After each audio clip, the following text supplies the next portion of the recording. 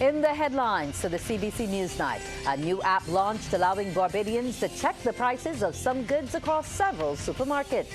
The Prime Minister encourages Barbadians to take more investment risk as a new condominium project gets going. Government to beef up its cybersecurity. Broadcasting from our studios in the Pine St. Michael, this is CBC NewsNight, starting now.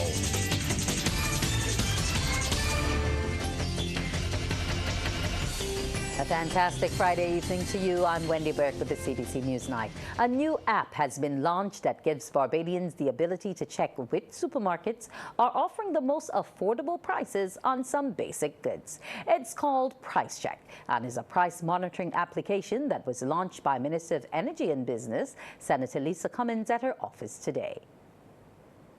We now are in a position where we're able to take some of the legwork and some of the sweat equity out of you having to drive all over the place to figure out where am I going to get the best prices.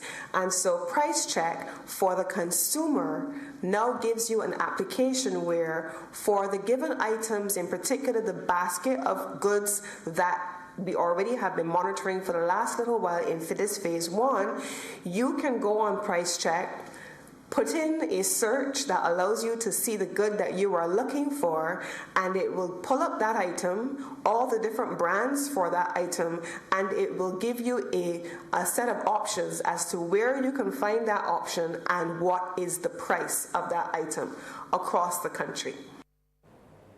The minister said Price Check is not an adversarial tool, but a partnership between government, the consumers, and businesses, and gave details. We want to be able ultimately to integrate the work of ASECUDA through customs, what are the goods that are being landed, and to ensure that the measures that are being taken by government and in some instances being requested of the government to address prices that affect businesses, that we're able to see those savings when the government makes decisions in favor of business, that those savings are being passed on to consumers where applicable. That's one element. The second part of it is that businesses also are in a position where many of them are locked into long-term contracts. And there's been a long-standing conversation in the country around where we're sourcing our goods from and at what prices. And there are a number of trade logistics experts that are working in the business community and in customs, and we're now working with some of them here in the government to make sure that we can provide opportunities for the business community to diversify their supplier base. Barbadians are being encouraged to be more risk takers as it relates to investing in their country. The advice from Prime Minister Mia Motley came during the groundbreaking for the newest tourism-related development on the island. Rachel Agard has that story. Prime Minister Motley wants Barbadians to embrace a culture of taking risks through investments that further develop the country and earn more in returns than interest in the banks. She was speaking at the groundbreaking ceremony for the West Beach Barbados project, located along Roadview St. Peter. Having the level of savings that we have in our banking sector sitting down idly, only to be used as dividends in repatriation, or to finance projects that may consolidate, is not where we want to go. Having the ability to use the growth platform that we are framing as a platform for economic enfranchisement is exactly where we need to go. The Prime Minister is also urging Barbadians to pool resources so they can undertake larger projects that they would not be able to do individually. Many of the investments which are being made are still from people who are not Barbadian. And we welcome that investment and we're happy for it. But I want to speak to Bajans now, because the ability to pool investment and the ability to come together and to build and to own buildings or enterprises must be our focus. You will hear me say that all of the right indices are there, and you'll hear me repeat it in terms of where we are going, in terms of growth. In fact, better than most. But what is required now is to fine-tune the growth that we're having. At least 200 Barbadians will soon be employed constructing the 24-room condominium that is the West Beach Barbados project. Construction is set to begin on October 21st and end mid-2026. Developer and chairman of BJ Investments Limited, Bjorn Bierkum, says at a time when investors are retreating, his company is creating employment opportunities. This project will employ some 200 Barbadians and will employ about 30 people on an ongoing basis thereafter. In the meantime, we will also use as much Barbadian-produced product and materials wherever possible. Our embarking on this venture at this time is an indication of our confidence in the future of Barbados, which is one of the leaders in the Caribbean, due to our stable government and their good economic management of the nation's resources. The project costs approximately Barbados $25 million, with funding mainly from overseas sources. And Mr. Bierkum has pledged $30 million in foreign exchange to the Barbadian economy from the sale of the condos. Rachel Agard, CBC News. Meanwhile, the long-awaited Hayat Ziva should get fully underway by January 2025. Developer Mark Maloney says by next month, Maynard Group, a company commissioned out of France to create rock piers, is set to begin work. But he says while this project will reap massive dividends for the local construction sector, there's not enough resources on island with other projects ongoing. He was speaking at the groundbreaking ceremony for another project on the West Coast. With all of these projects going on, we have to resource from outside and also give all of the local artisans and subcontractors and all that the opportunity to work. But we can't do it with just what we have in Barbados. We need to have additional resources. But it will create, again, amazing growth. I think, as the Prime Minister said, the economy grew 4% last year. She's projecting 3.75. But if these projects get going, I was sitting down there when she was speaking, doing the maths, we could be at 6% growth. Mr. Maloney says this project should employ about 1,500 people overall. Already, he has signed a US $90 million deal with the African Export-Import Bank, and arrangements with other financiers have been finalized. It's going to be a major Colloquian task to be able to get that project done in 2 years. It's 367 keys and 28 condominiums. It's circa 190 million US dollars in 2 years in this economy has never been done before. So it is going to be, again, major undertaking. There's no reason so far to believe that information from the data breach of the Barbados Revenue Authority's online portal was used to commit fraud or any other harmful activity. That information from Minister of Industry, Innovation, Science and Technology, Marcia Cadell, while providing an update on government's response to the breach. Much of the information breached was the kind of administrative documentation that is reasonably low risk, but some of the information carries personal identifying data. For this reason, out of an abundance of caution, and to help the affected individuals identified to mitigate the potential impact of this incident, the BRA will contact those individuals and offer credit monitoring services for an agreed period to help them track whether their information is showing up in any online environment in any ways that they did not authorize. This is a pretty standard service that some people opt to use just as a matter of course, even when their data has not been involved in a breach. Such is the world in which we live today, where constant vigilance is necessary. She also said an incident response team was activated from the National Cybersecurity Unit, co-led by the Barbados Defence Force Cyber Unit, with support from local and international cybersecurity experts. Incident Manager and head of the BDF Cyber Unit, Lieutenant Commander Neil Matthews, says a more thorough assessment of the root cause of the breach was undertaken since the last update.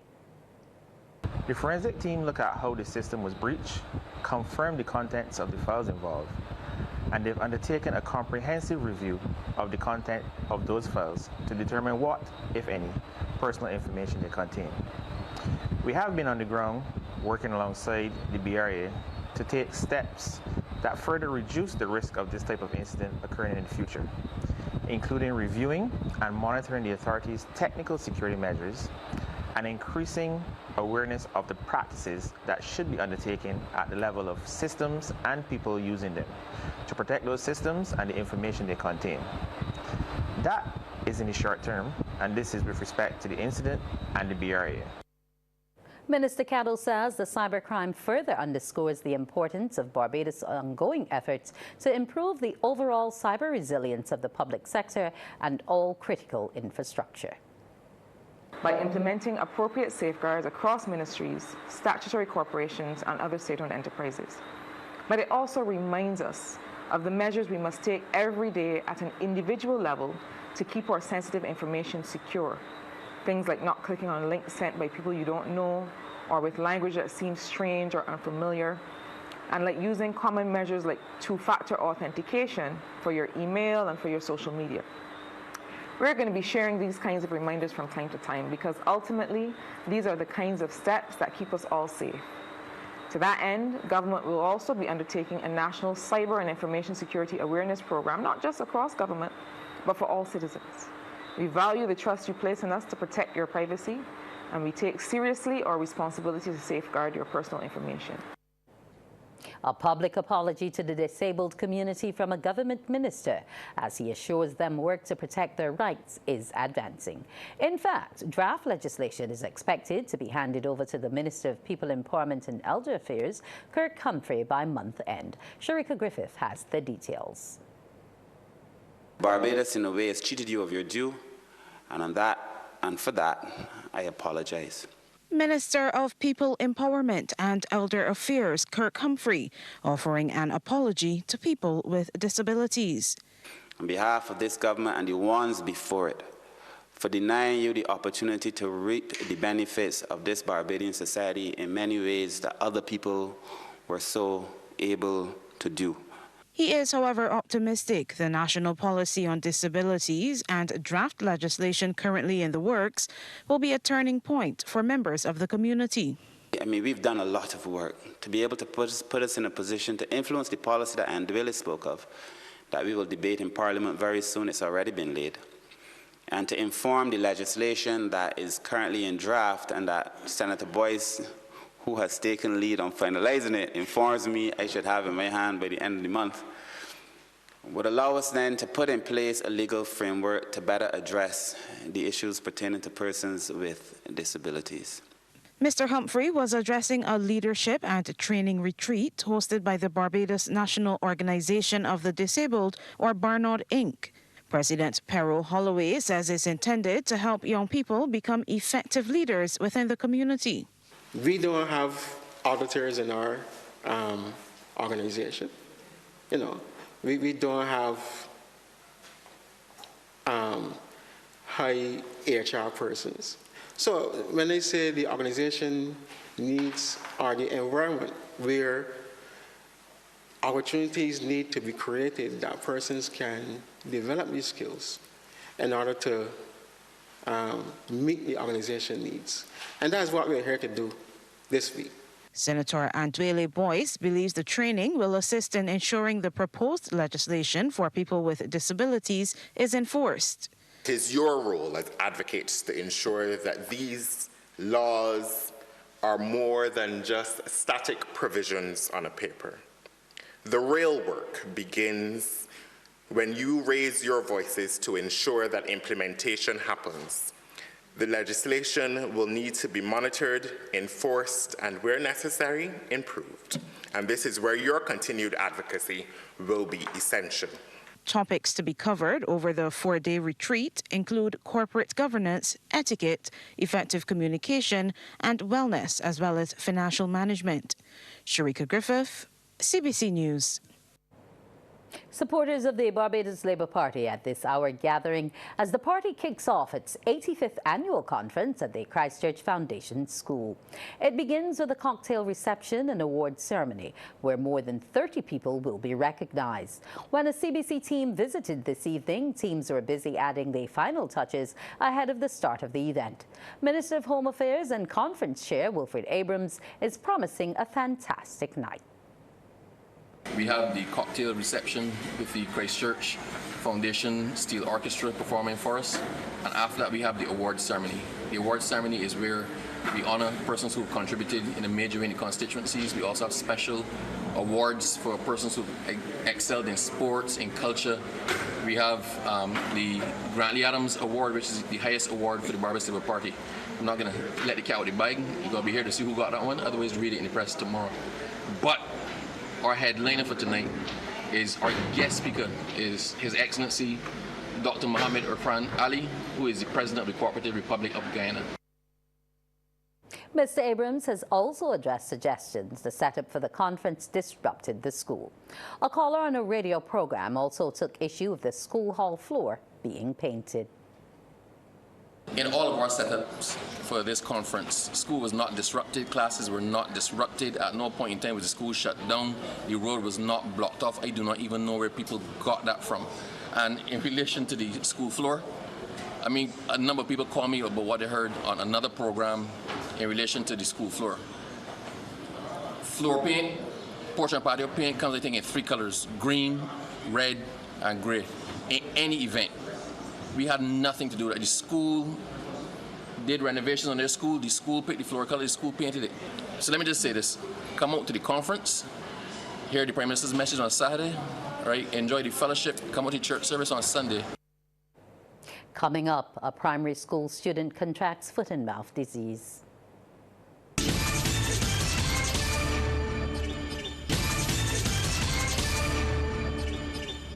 A student of the St. Ambrose Primary School in the city has contracted foot and mouth disease, according to the Ministry of Health and Wellness. The ministry has also reported that 3 other students presented with rashes. The Ministry of Education has advised the students in nursery and reception to remain home so those areas of the school can be sanitized. Parents and guardians are asked to make the necessary arrangements for their children. Parents should also monitor their children for any symptoms, and if any appear, present the children immediately for medical treatment. As part of the ministry's Education Transformation Program, principals and teachers have received instruction on how to use data to drive improvement in the teaching process. A workshop put on by the Ministry of Education, Technological and Vocational Training is using data to help measure the progress of the children in the classroom. Chief Education Officer Dr. Ramona Archer-Bradshaw told the teachers instructional leadership is the way to go, and they intend to continue professional development courses. Addressing the participants on the final day of the sessions at Erdiston Training College, she added that the workshop was not by chance. We want to use data to drive our decision making. But how can we get the data if our teachers and our principals are not feeding the data as they should? I see some people smiling, right? How can we get the data if we as a ministry are not analyzing the data as we should? How can we use the data then to make informed decisions?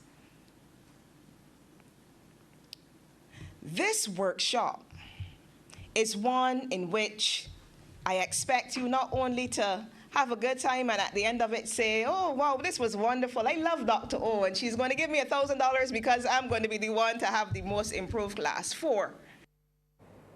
Workshop facilitator Dr. Jennifer Obeda spoke about the reach of the training, which is geared towards improving Class 4 students.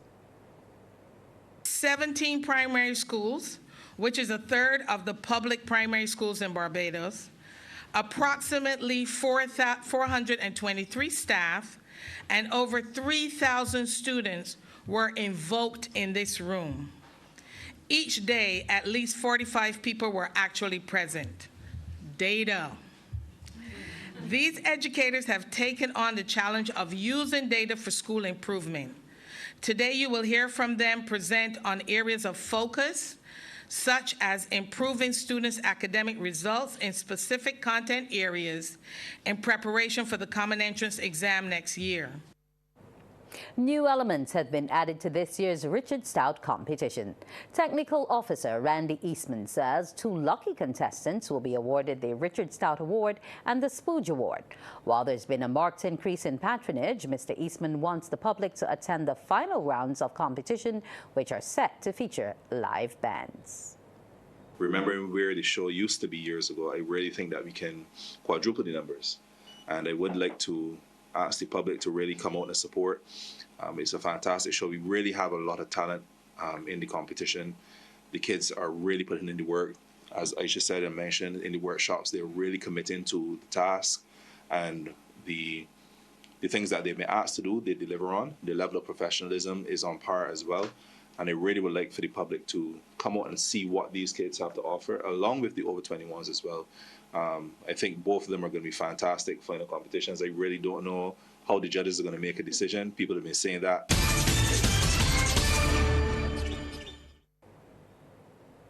And it's sports time now with Mark Seal.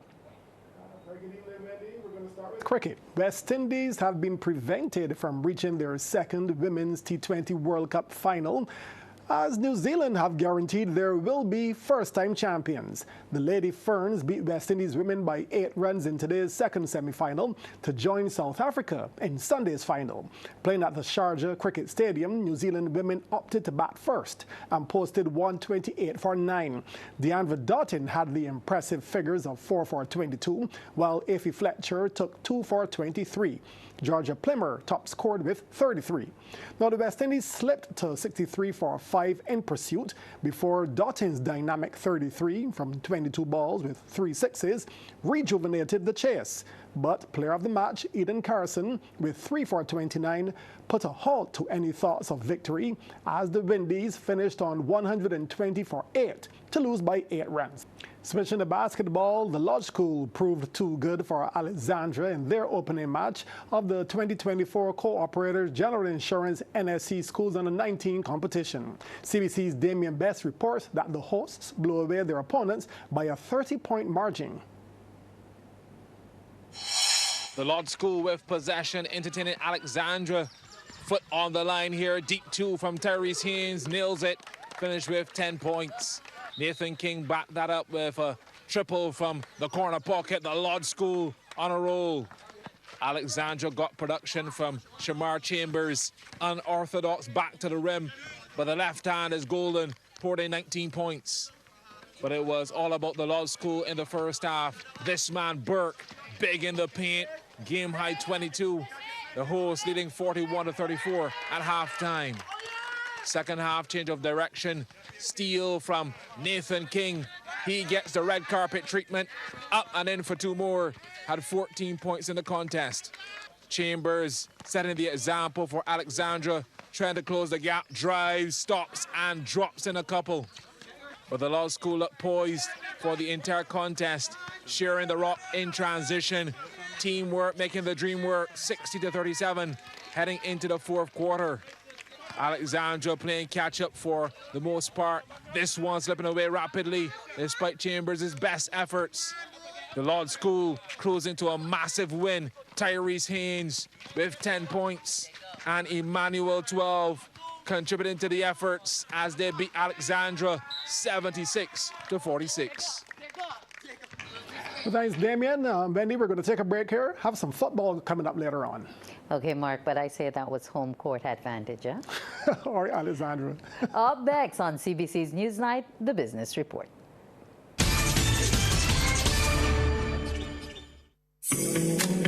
The facts say Morning Barbados reaches an audience of over 50,000 and Newsnight reaches over 56,000. It's simple. When you advertise, you're getting your message to over 50,000 of your potential customers. Make the call to CBC Sales Department today and watch your business grow. Contact us at 467-5559 or email marketing@cbc.bb.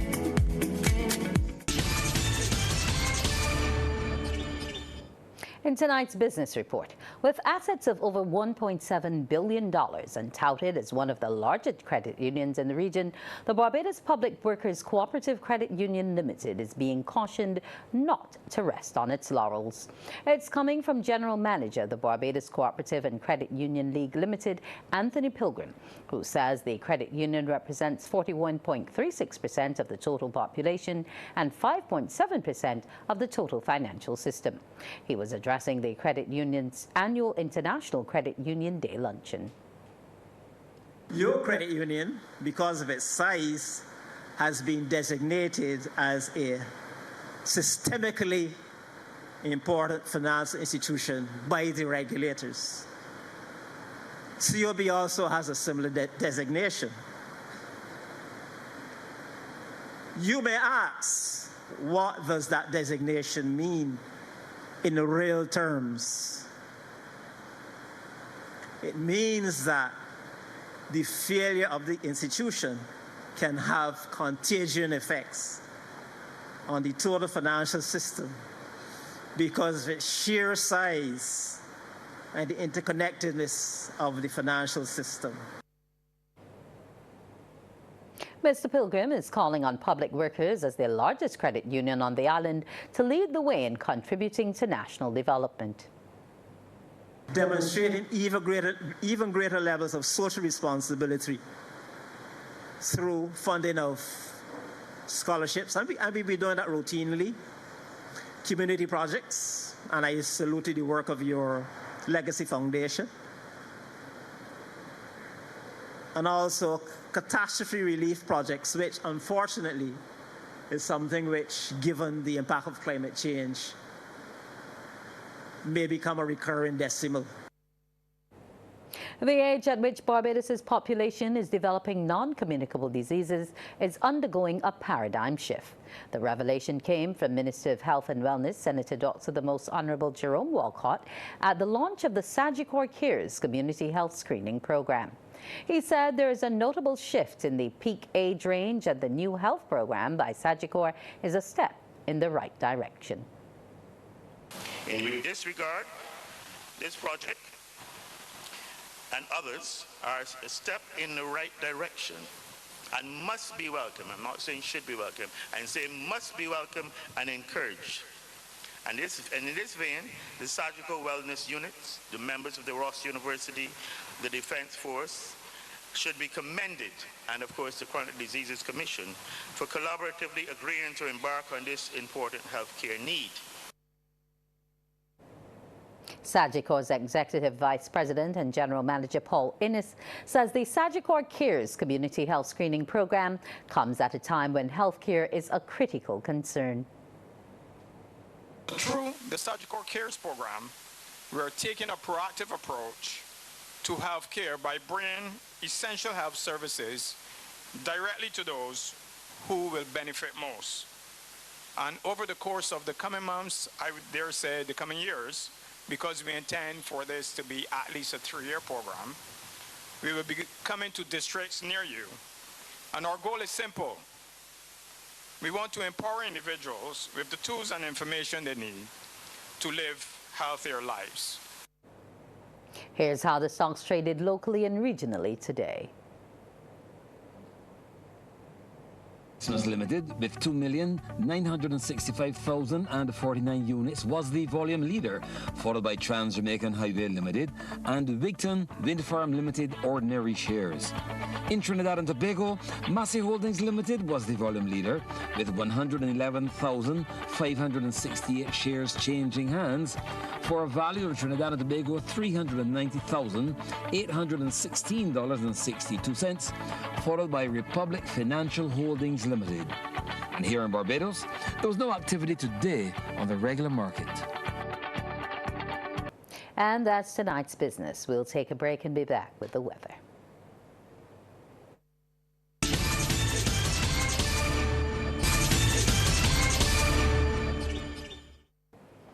And we say good evening to Carrie-Ann O'Neill. Let's hope there will be no showers tomorrow.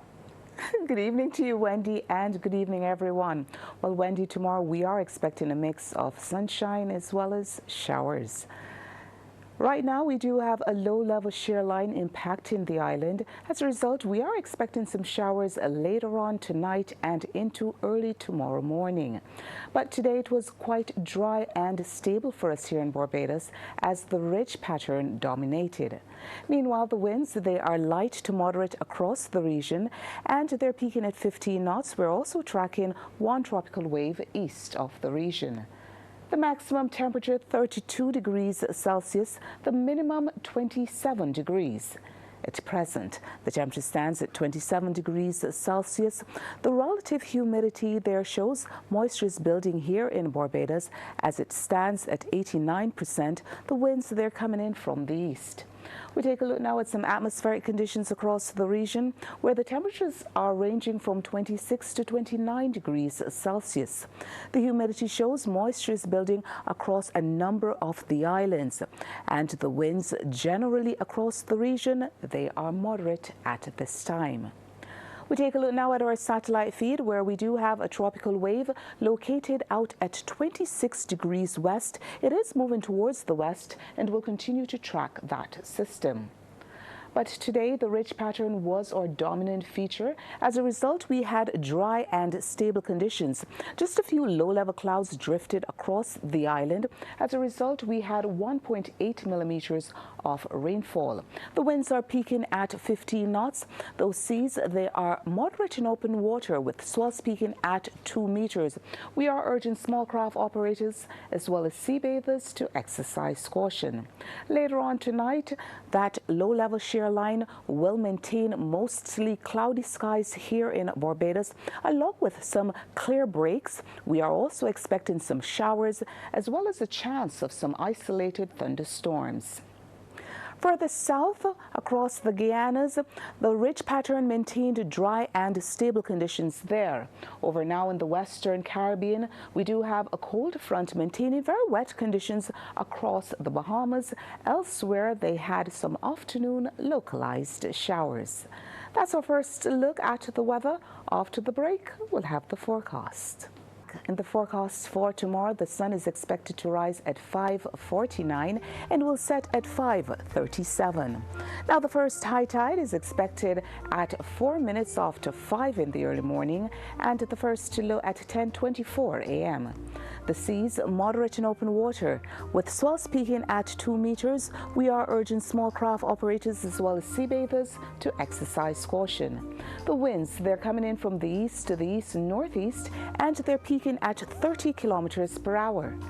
For us here in Barbados tonight, the low-level shear line will maintain mostly cloudy skies along with some clear breaks, showers and a chance of some isolated thunderstorms. Over the next 3 days, a mix of sunshine, clouds and showers can be expected.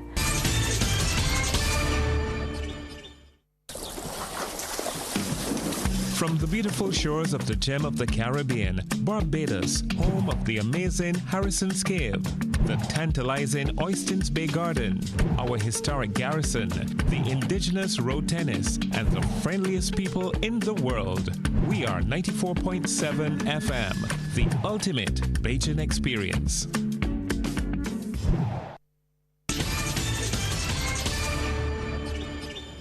And I say welcome back to Mark Seal for the second half of sports. Thank you very much. Over 20 youth cricket clubs, secondary schools and primary schools recently received a number of cricket kits to aid in the continued development of the young cricketers enrolled in their programs.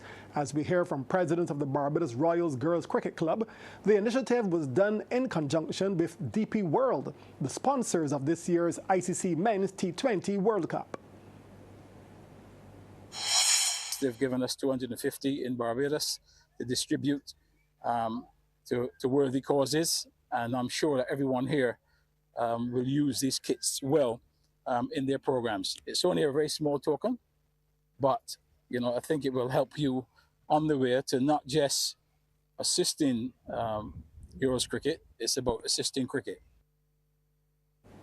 The initiative is fully endorsed by the Barbados Cricket Association, and its secretary, Senator Gregory Nichols, advised that what needs to also be included in the programs is the principle that cricket is a viable profession.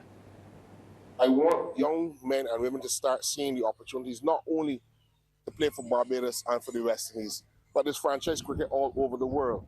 And global franchises are emerging, and they're paying lots and lots of money to play in these franchises. So your career pathway does not only have to come through the BCA stream. Your career pathway could be to be able to bring yourself to a level where any professional outfit will want to be able to take you. And I say, we in Barbados have a head start, and what we need to do is start building out those career pathway channels for all of our young people. And that's what we've been hoping to do over the next couple of years in Barbados cricket. In football, for the duration of the playoffs, CBC Sports will be highlighting an outstanding player from the Prime Minister's Cup. To kick things off, it is a player who scored a hat-trick in an opening round of 16 match. Which footballer will have the spotlight tonight? Let's play ball with your player of the week from the Prime Minister's Cup. It's the man who put 3 goals past Parishland to send his side Wharton through to the quarterfinals. Chandler with the chest control, in on goal now, shoots with the right foot and finishes. This is a lovely ball played forward to Chandler, who touches his own to King, goes past one, goes into the box, and the referee says, yup, Jabari Chandler makes it 2-0. Here's to Shane Lord, in on goal, spears it, and the finish is brilliant. It's a hat-trick of goals for the number 9, Jabari Papi Chandler. It's the man Jabari Papi Chandler, the man who said getting hat tricks is like any other day on the field, so too being recognized as a standout player. It's normal custom scoring hat tricks. I think that going forward with the team is better than the Bulls. Really is to show more people that ain't know me, but everything accustomed to player of the weeks as well. Playing for Impact, I win about 4 player of the weeks back to back. So getting the $100,000 is the most important thing right now. With the quarters in sight, Chandler assures the Wharton unit knows exactly what they have to do to not only get past that level, but to take the overall cup. All we have to do is come and do our training, play together as the team, and we are the best team in Barbados. And I couldn't leave before asking that burning question. Where did he get the nickname Papi? My older brother, as almost the whole of Barbados know, his name is Jamal Chandler. When I had born at the hospital, he came to me, he's 5 years older than me. He came and rubbed me on the bed, and after there he said that I'm feeling Papi. My brother Jamal Chandler, he did give me that name. So now you know. Jabari Papi Chandler, the mastermind behind the hat trick that sent Wharton into the quarterfinals. And that was your player of the week. That one footballer who took the spotlight from the action in the Prime Minister's Cup. And you can look for the player of the week every Friday. That's sports. Wendy's back to you. Thank you so much, Mark. We'll return after the break. Thanks for viewing. Enjoy the rest of your evening.